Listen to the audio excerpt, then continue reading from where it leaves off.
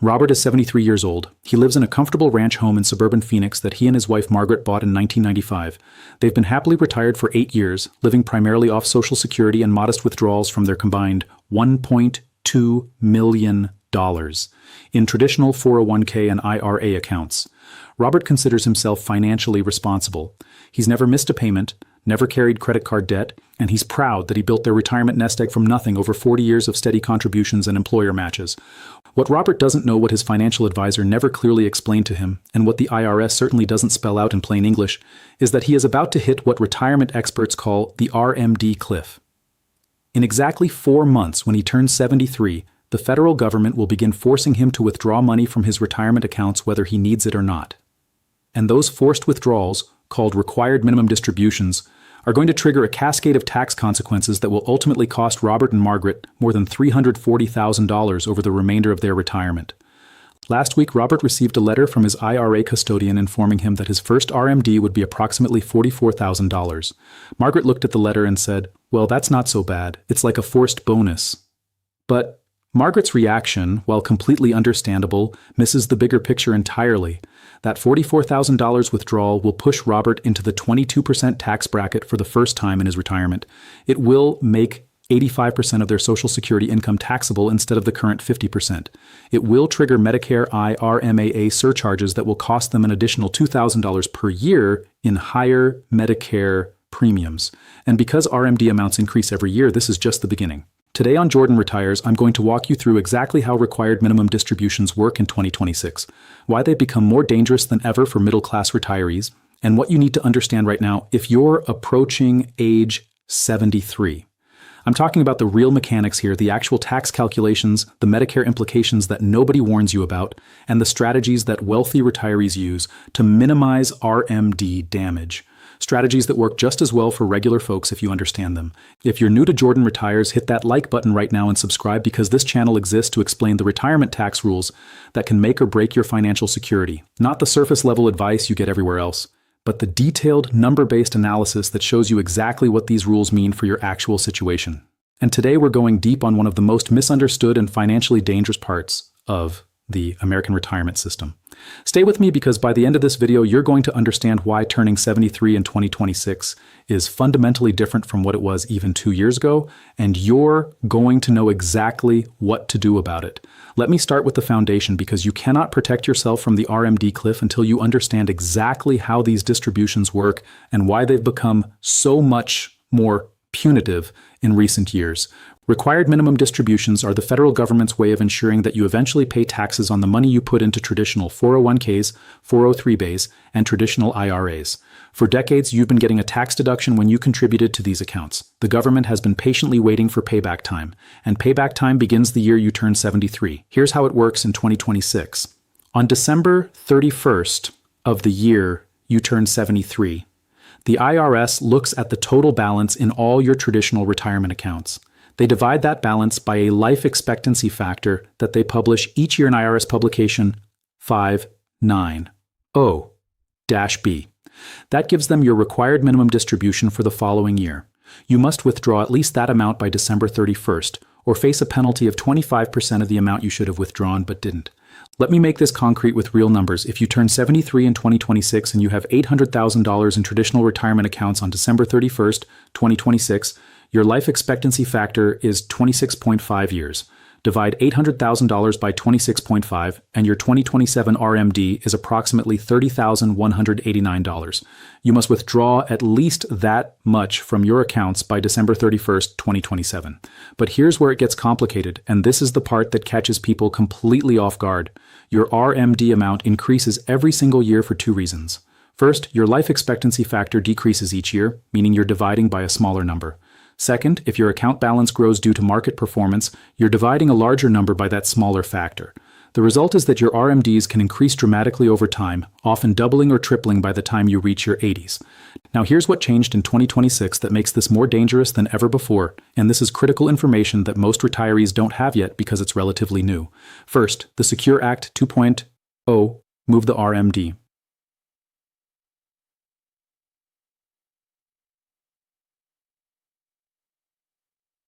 from 72 to 73. but only for people who turn 72 after December 31st, 2022. If you turned 72 in 2022 or earlier, you're already taking RMDs. If you turn 72 in 2023 or later, you don't start until age 73. This created a strange situation where some retirees have an extra year to plan, but many don't realize they have that year or don't know how to use it effectively. Second, and this is the big one that's hitting retirees hard in 2026, the Tax Cuts and Jobs Act provisions are scheduled to sunset after 2025. This means that starting in 2026, tax brackets are reverting to their pre-2018 levels, which are significantly higher. The 12% bracket that many retirees have been enjoying will become 15%. The 22% bracket becomes 25%. The 24% bracket becomes 28%. For retirees taking large RMDs, this represents an immediate tax increase of 2 to 4 percentage points on money they're being forced to withdraw. Third, Medicare. IRMAA. Thresholds have not kept pace with inflation, meaning more retirees are being pushed into these high-income surcharge categories. And here's the kicker. Medicare uses your modified adjusted gross income from 2 years ago to determine your premiums. So the RMD you take in 2026 will affect your Medicare premiums in 2028, and those increased premiums will continue even if your income drops in subsequent years. Let me show you exactly what this means with Robert's real situation, because the numbers are more dramatic than most people realize. Robert has $1.2 million in traditional retirement accounts. His first RMD at age 73 will be approximately $45,283. Before this RMD, Robert and Margaret had a modified adjusted gross income of about $35,000 Margaret's Social Security, plus small amounts of investment income. At that income level, only 50% of their Social Security was taxable, and they were comfortably in the 12% tax bracket. But adding the $45,283 RMD changes everything. Their MAGI jumps to over $80,000. Now 85% of their Social Security becomes taxable, adding another $8,400 to their taxable income. Their total taxable income is now around $65,000, pushing them into the 22% bracket. But remember, in 2026, with the tax law changes, that 22% bracket becomes 25%. The tax on Robert's RMD isn't just 25% of $45,283. Because of the Social Security taxation cliff, they're effectively paying tax on $53,683 of additional income triggered by that $145,283 withdrawal. At 25%, that's $13,421 in federal taxes, plus state taxes if they lived in a state with income tax. But we're not done. That $80,000 plus MAGI also triggers Medicare, IRMAA surcharges. For 2026, the IRMAA thresholds start at $88,000 for individuals filing separately, or $176,000 for married filing jointly. Robert and Margaret file jointly, so they're right at the edge. In 2028, when Medicare looks at their 2026 income, they'll pay an additional $174.90 per month each for Medicare Part B and $11.20 per month each for Part D prescription coverage. That's over $4,400 per year in additional Medicare premiums, and it will continue for years. And remember, this is just year one. Robert's RMDs will increase every year. By age 80, he'll likely be taking $70,000 plus per year, keeping them permanently in higher tax brackets and higher Medicare surcharge categories. Here's the statistic that should wake everyone up. According to recent analysis by the Employee Benefits Research Institute, 26% of retirees will pay more in taxes during retirement than they did during their peak earning years. That's more than 1 in 4 retirees, and RMDs are the primary driver of this phenomenon. Now let me talk about the strategies that wealthy retirees and their advisors use to minimize RMD damage. Because these strategies are not just for the wealthy, they work for anyone who understands them and acts before it's too late. The first and most powerful strategy is Roth conversions during the gap years. If you retire before age 73, you have a window of opportunity to convert traditional IRA money to Roth IRA money at potentially the lowest tax rates you'll see for the rest of your life. Money in Roth accounts is not subject to RMDs, and all future withdrawals are tax-free. Here's how this works. Let's say you retire at 65 with $800,000 in traditional retirement accounts. You have 8 years before RMDs begin. If you live solely on Social Security and other non-retirement account income during those 8 years, you're probably in the 12% tax bracket, 15% starting in 2026. You could convert $50,000 to $60,000 per year from traditional to Roth, paying 12 to 15% tax on those conversions. Now, to avoid 22 to 25% tax on RMDs later. Even if you need some of that money to live on, you could convert larger amounts and withdraw the conversion tax-free from the Roth account. Yes, you'll pay taxes on the conversion, but you'll pay them at lower rates when you control the timing rather than higher rates when the government forces the timing. The second strategy is charitable giving, but done in a specific way that most people don't know about. Once you turn 70 and a half, you can make what's called a qualified charitable distribution directly from your IRA to charity.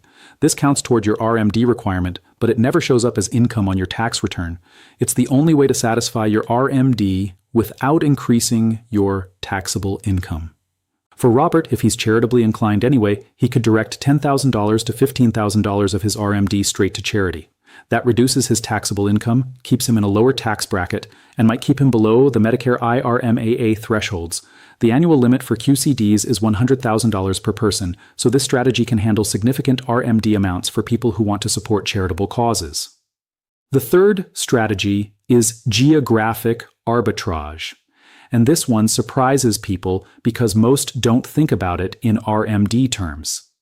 If you're flexible about where you live in retirement, moving to a state with no income tax can save thousands of dollars annually on RMD taxes. Texas, Florida, Nevada, Tennessee, and several other states don't tax retirement income. For someone taking $50,000 in RMDs, moving from a high-tax state like California or New York to a no-tax state like Florida could save $3,000 to $5,000 annually, just on state taxes. The fourth strategy is asset location optimization. This is about being very intentional about what types of investments you hold in taxable accounts versus tax-deferred accounts. Growth investments that you plan to hold for many years should, ideally, be in Roth accounts, where the growth will never be taxed. Income-producing investments like bonds or REITs can be more efficient in traditional accounts where the income will eventually be taxed anyway. This doesn't eliminate RMDs, but it can make them more tax efficient. The fifth strategy is Social Security timing coordination. If you haven't claimed Social Security yet and you have significant traditional retirement account balances, the timing of when you claim Social Security can dramatically affect your total tax situation. Delaying Social Security while doing Roth conversions can be very powerful. You pay conversion taxes at low rates while you have low current income. Then later you have high Social Security income that's mostly tax-free, plus Roth withdrawals that are completely tax-free. The sixth strategy, and this one is crucial for married couples, is spousal account balancing. If one spouse has significantly larger retirement account balances than the other, there are strategies to even things out before RMDs begin. The spouse with larger balances can convert more aggressively to Roth or can use non-retirement account money for living expenses, while the spouse with smaller balances takes distributions first. This can result in smaller total RMDs for the couple and keep them in lower combined tax brackets. Now, I want to address something that I see all the time in the comments and in conversations with viewers. People often ask whether they should just minimize their 401k contributions to avoid this whole RMD problem. This is almost always the wrong approach for several reasons. First, you're giving up the current tax deduction and any employer matching. Second, you're likely in higher tax brackets now while working than you will be in retirement, even with RMDs, so the current tax savings are valuable. Third, there are strategies to manage RMDs, but there are no strategies to go back and get those lost years of tax-deferred growth. The right approach for most people is to maximize traditional retirement account contributions while working, then use the gap years between retirement and RMDs to optimize the tax situation through the strategies I just outlined. Let me bring this back to Robert, because his situation is fixable even though he's already 73 and about to face his first RMD. Robert can't avoid the RMD, but he can minimize its impact. If he and Margaret typically give $5,000 per year to their church and other charities, he should make those gifts through qualified charitable distributions from his IRA. That immediately reduces his taxable RMD from $45,283 to $40,283. If they have taxable investment accounts, Robert should use those for living expenses and let his RMD money go into a Roth conversion. He'll pay taxes on the RMD anyway, so he might as well convert some traditional IRA money to Roth while doing it, reducing future RMDs. If Robert and Margaret have been considering relocating anyway, maybe to be closer to grandchildren or to reduce their cost of living, now is the time to seriously consider a no-income tax state. The state tax savings on their RMDs alone could pay for the moving expenses within 2 years. Most importantly, Robert needs to understand that this gets worse every year he doesn't address it. His RMDs will increase, his tax brackets will likely increase, and Medicare surcharges will compound the problem. The strategies that can help need to be implemented now, not 5 years from now when the RMDs have grown much larger. Here's what I want everyone watching this to understand. The RMD cliff is not just a tax problem. It's a comprehensive retirement income problem that affects your Medicare costs, your Social Security taxation, your state tax situation, and your overall financial flexibility for the rest of your retirement. The sooner you understand this and plan for it, the more money you'll keep in your own pocket instead of sending it to various government agencies. The American retirement system does not come with a personal coach who sits down and explains how all these rules interact. Your 401k provider sends you basic information about RMD amounts. Medicare sends you information about premium changes. The IRS sends you tax bills. But nobody explains how these systems work together to create these cliff effects, and nobody explains the legal strategies that can minimize the damage. That's exactly what Jordan Retires exists to do. If this video helped you understand something important about your retirement planning, if it showed you strategies you didn't know existed, or if it helped you realize you need to take action now rather than waiting, I want you to share it. Share it with friends who are approaching 73 or who are already taking RMDs and feeling overwhelmed by the tax consequences. Share it with anyone you know who has significant traditional retirement account balances and hasn't thought through the RMD implications. The strategies in this video can save people tens of thousands of dollars over their retirement, but they only work if people know about them and implement them at the right time. Information like this reaches the people who need it most when viewers like you pass it along. Drop a comment below and tell me your situation. Are you approaching the RMD cliff? Have you started taking RMDs and been surprised by the tax consequences? Have you tried any of these strategies? Tell me what's working, what isn't, and what you want me to explain in more detail in future videos. Every comment gets read, and your experiences help shape what topics we cover next on this channel. Thank you for watching, stay informed, and I'll see you in the next video.